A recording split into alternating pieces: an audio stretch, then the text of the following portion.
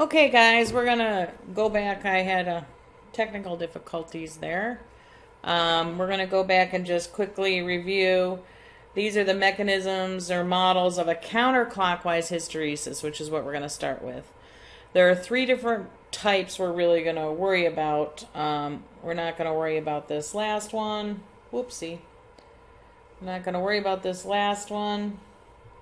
We're really gonna worry about active metabolites, an effect site, or turnover. We've already talked a little bit about an active metabolite. So if the drug has to be activated by being metabolized, it's going to lag, right? So that's when you're going to have a lag.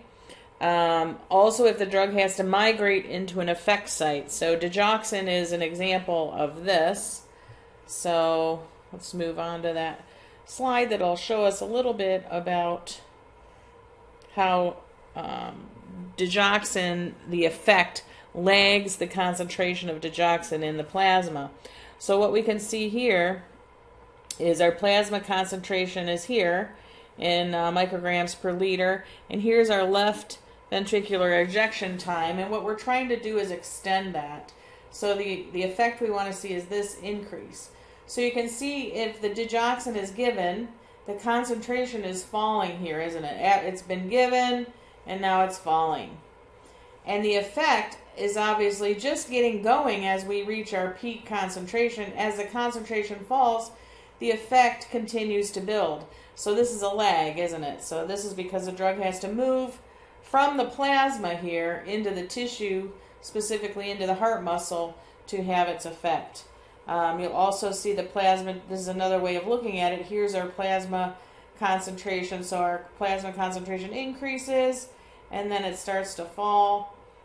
It's always increasing here. Sorry, what am I doing? As the concentration increases, our left ejection fraction starts to rise, and then it falls. Okay, so there's a lag there, isn't there? There's a 2-hour lag there. All right, next.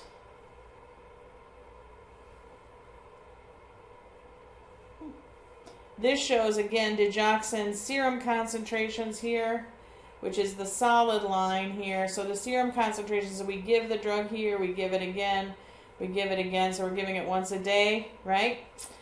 And as we give it from 0, as we're working toward our steady state, which looks like we've about reached it here, you can see here's the actual tissue concentrations, the percent response, which is the tissue, probably correlates to the tissue concentrations. So your response lags, doesn't it?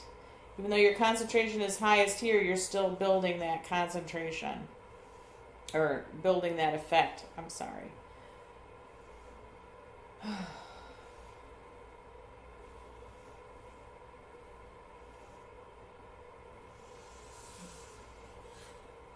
So this is an interesting one that shows us the temperature difference from a baseline temperature after a 6 milligram per kilogram dose of ibuprofen. So we know that ibuprofen will decrease temperature, right? So what we're looking for is that mean temperature difference. So that's our effect, isn't it? Is as that temperature decreases, that shows we're getting our effect of our drug. So what we've got here is our plasma concentration. So our plasma concentration goes up 10 milligrams per liter, 20 milligrams per liter. And now we're at like maybe 25 milligrams per liter, but now we're starting to level off. But what we see, and these are all times, by the way. So this shows the time progressing. And even though the concentration is starting to fall now, our temperature decrease is actually still building, isn't it? And it's still building here, even though the concentration is falling, still building. So we get our main temperature difference here at 180 minutes, don't we? So that's what 120. That's 3 hours, right? So at 3 hours we get our major difference, but our concentration is what, about 15? When we maxed out at about 25. So our concentration our effect is lagging, isn't it, here? So this shows a counterclockwise lag because the drug has to move into the CNS to have the effect of the temperature lowering. Okay? Same thing, you can see as time increases, it takes a while for the temperature decrease to build here. So this also shows a lag because the drug has to move into the correct tissue to have its effect. So that's an effect compartment situation. Oh, well, we didn't go over the warfarin, but hopefully you understand that one well enough. Let me know if you have questions. Now, a clockwise hysteresis is the opposite, isn't it? A clockwise hysteresis is where the drug, we have our concentration effect.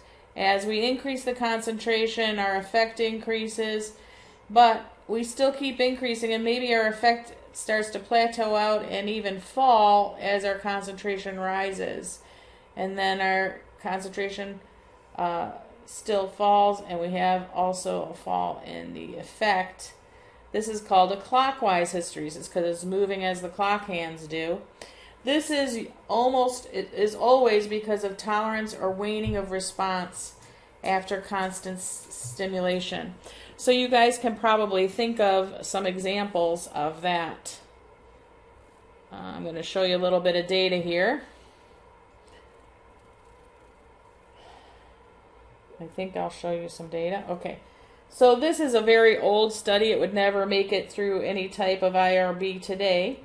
But this is where we had subjects being given constant infusions of, that's right, cocaine.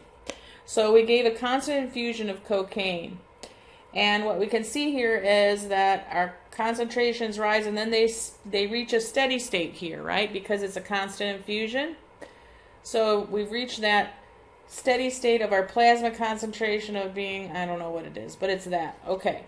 So we keep our concentration the same. Now, what's happened to our heart rate? Well, we know cocaine is a stimulant, so we would see, of course, that heart rate increase.